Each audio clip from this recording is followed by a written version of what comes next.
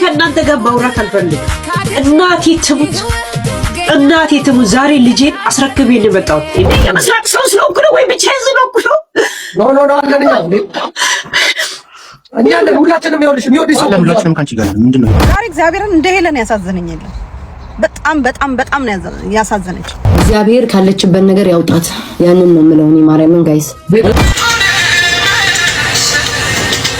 ዘናበሉ ሁሌ እኮ ተቸግራችሁ አትኖሩም። እውነቴን ነው። አንድ ቀን ትሞቱና ከችግራችሁም ከምናምናችሁም ትላቀቃላችሁ። የዛኔ በቃ ችግር የሚባል ነገር ይጠፋል።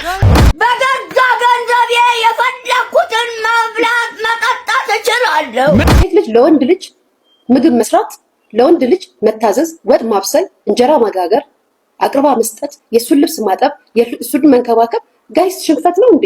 ጤና ይስጥልኝ ውድ ቻናል ቤተሰቦች፣ አሁንም ወደ እናንተ በሌላ ወቅታዊ ቪዲዮ ተመልሻለሁኝ። መግቢያው ላይ እንዳያችሁት እንግዲህ እጅግ ወቅታዊና ትኩስ ቪዲዮ ነው እየመጣሁት። በተለይ ደግሞ ከሄለን ጋራ በተያያዘ እጅግ የሚያሳዝኑ መረጃዎች ወጥተዋል። ፖሊስ ስልኬን ወስዶብኛል፣ ልጄንም አስተላልፊ ሰጥቻለሁ እያለች የምትገኘውና እስከ መጨረሻው አብራችሁን የምትቆዩ ከሆነ በሱ ጉዳይ በተለይ ከዚህ ከባለ ሀብቱ ወርቁ አይተነው ጋራ በተያያዘ ነው ሀሳባችሁን የምታጋሩኝ ይሆናል። ቀጥታ ወደ ቪዲዮአችን እንግባ። በመጀመሪያ እንግዲህ ከሰሞኑ ያው ጃኒ ዱባይ ነው ያለችው፣ ጥሩ ጊዜ እያሳለፈች ነው። እስኪ የተወሰነ ቪዲዮ ላስደምጣችሁ እና ደግሞ ስናፍቃችሁ ቪዲዮ መስራት ትችላላችሁ አይደለም?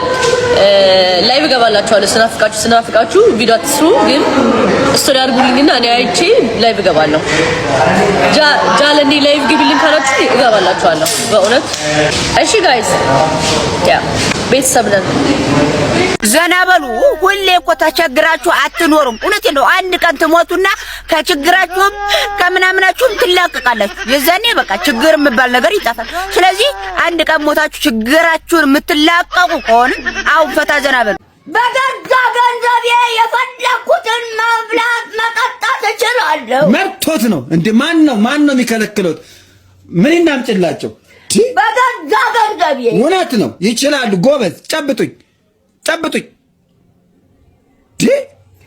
በገዛ ጥሩ ጊዜ እያሳለፍኩኝ ነው ብላለች። ጥሩ እየተዝናናች ነው። ከዚህ ቀደም እዚህ አዲስ አበባ ከዶክተር ፌቨን የጥርስ ሕክምና ጋር የብራንድ አምባሳደር መፋረሟ የሚታወስ ነው። እንግዲህ ከዛም በኋላ ቀጥታ ወደ ዱባይ ሄደችው። አሁን እዛ ጥሩ ጊዜ እያሳለፈች ነው።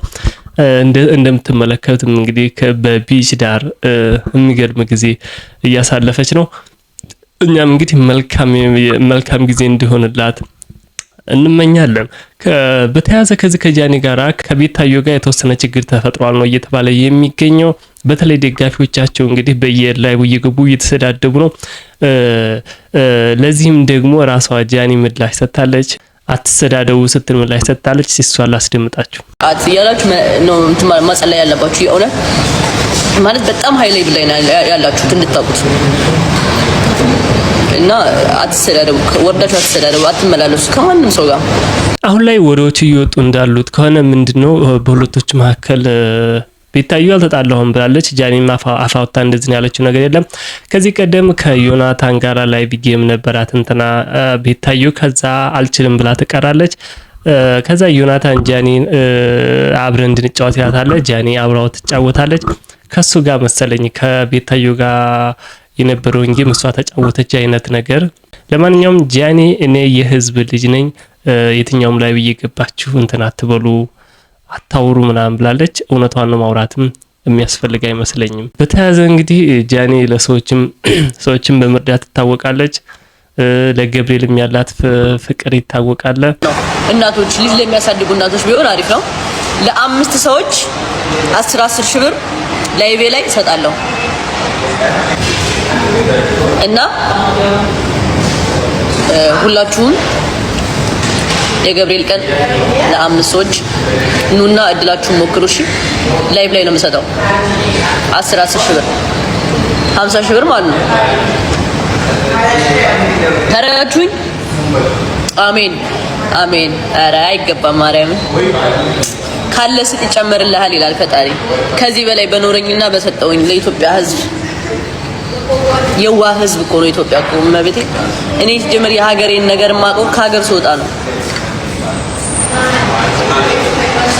ይሄ የዋህ ሕዝብ ምንም የማያውቅ ህዝብ በጣም መወደድም አለበት። ያለኝን ሁሉን ነገር ብሰጣቸው ራሱ ለኢትዮጵያ ህዝብ ማለት ነው እኔ በቃ ምንም አይቆጨኝም። ሲሪየስሊ በጣም ነው የምወዳችሁ።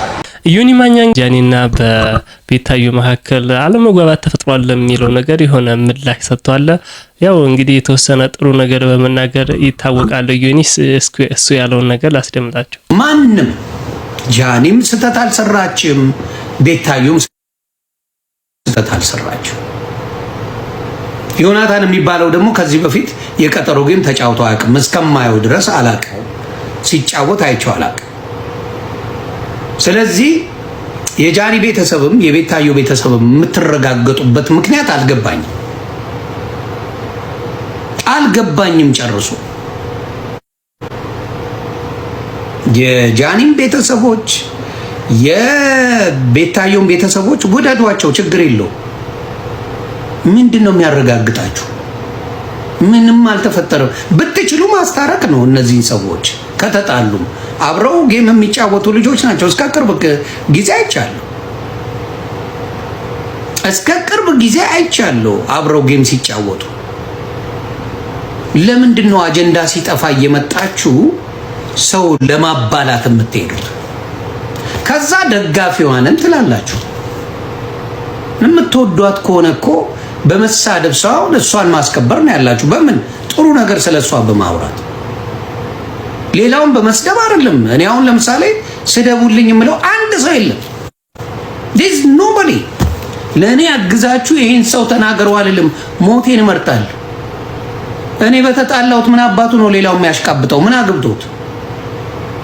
ምን አግብቶት ስለኔ ብሎ የሚያሽቃብጥልኝ አልፈልግም። እኔ አሽቃባጭ አልፈልግም። ለምንድን ነው የምትጣሉት? ብትችሉ ማስታረቅ ብትችሉ የዛን ሰው የምትወዱትን ሰው ጥሩ ነገር ጃኒ ምንም አላለችም፣ ቤታዮ ምንም አላለችም። አይተናል። ሁለቱም ምንም አላሉ። በቀጣይ የምንሄደው ከሄለን ጋራ በተያዘ ነው። ሄለን እንግዲህ መግቢያው ላይ እንዳያችኋት እጅግ አልቅሳለች። ስልኬም ተወስዷል አስረክቤያለሁ ብላለች። እስኪ ላስደምጣችሁ። ቴሌፎኔ ፖሊስ ጋር ነው ያለው። ፖሊስ ወስዶታል። እሺ፣ ምክንያቱም ትልቅ ማፊያ ስለሆንኩኝ፣ በጣም አገር አሸባሪ ቢዝነስ አሸባሪ ስለሆንኩኝ ፖሊስ መጥቶ ቴሌፎኔ ወስዶታል። ዋትስአፕ ላይ ቁጥር የሆነ ነገር የምትልኩልኝ ከሆነ ፖሊስ ነው የሚሰማችሁ እንጂ እኔ አልሰማችሁ። እንግዲህ ከእናንተ ጋር ማውራት አልፈልግም። እናቴ ትሙት ዛሬ ልጄን አስረክቤን የመጣሁት። ይህም ብቻ አይደለም ልጄንም አስረክብ ያለው ነው ያለችውና ጋይስ እጅግ በጣም ነው ያሳዘነችኝ። ከዚህ ከባለሀብቱ ከወርቁ አይተነው ጋራ በተያዘ እንግዲህ አለመግባባት ነበረ። ህግ እንግዲህ ያው ስቴፕ ባይ ስቴፕ ጊዜውን እየጠበቀ ነው እንትን የሚለውና ትላንት በተለይ ማታ ላይ ላይቭ በጣም ስታለቅስ ነበረ። አንዳንዶችም እያዘኑላት ነውና እኔ ራሱ በኩል ያሳዝናኛለች። ያው አንዳንድ አለመግባባት አለ። እንደዚህ መጥፎ ነገር ሶሻል ሚዲያ ለአንድም በሌላም ፌመስ ለመሆን ሊሆን ይችላል፣ ለብዙ ነገር ግን መጥፎ ነገር መናገር መጨረሻ ላይ ዋጋ ያስከፍላል እንደምትመለከቱና እንደውም ራሴ የሚያስሩ ከሆነ ራሴ ላይ እርምጃ ወስዳለሁ ምናምን እያለች ማስፈራሪያ ሁሉ ተናግራለች። በተያዘ ሰዎችም እንግዲህ የራሳቸውን ሀሳብ አጋርተዋል። እስኪ የተወሰነ ደግሞ የሰዎችን ሀሳብ ላጋራቸው።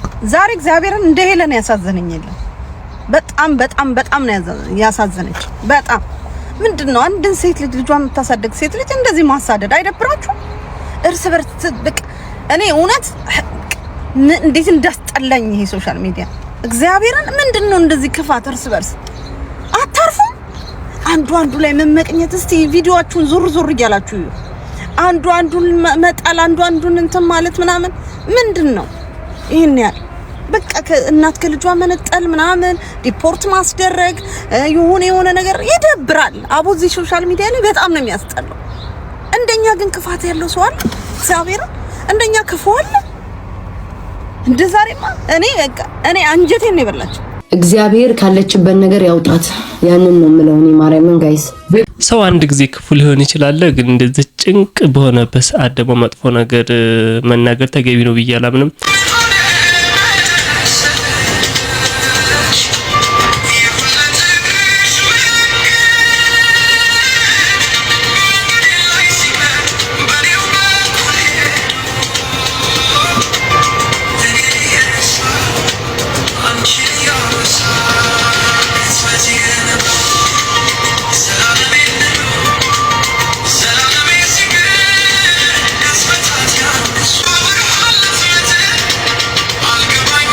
ሄሉ ረሳሽኝ ሄልዬ አረጀውብሽ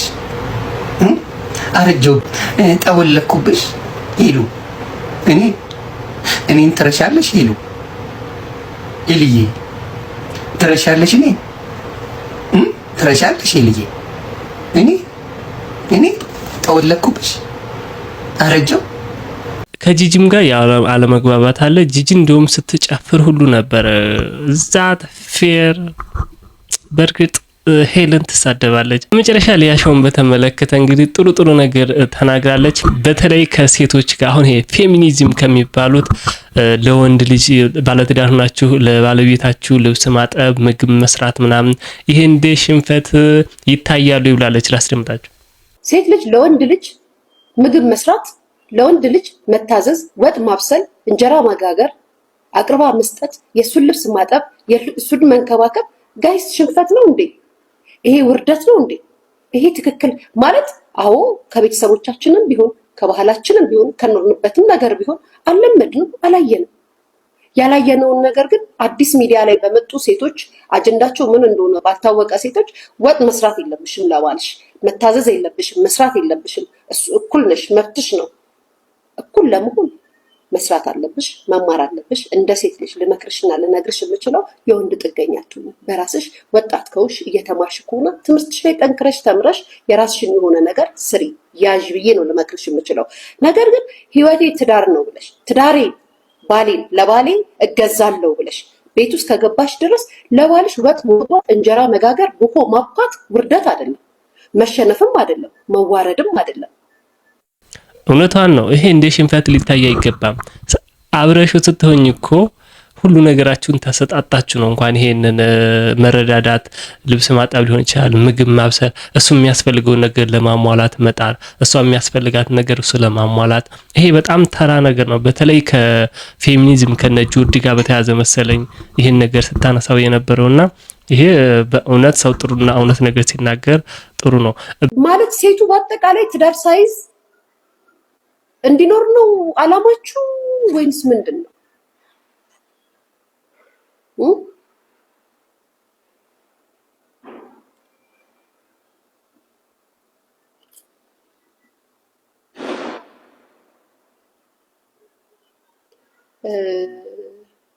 የምሬን ነው የምላችሁ። እግዚአብሔርን የምሬን ነው። እኔ በጣም እያሳሰበኝ ስለሆነ ነው የምናገረው። ያው ሚዲያ ላይ ስለሚሰማ ስለሚታይ ነው የማወራው።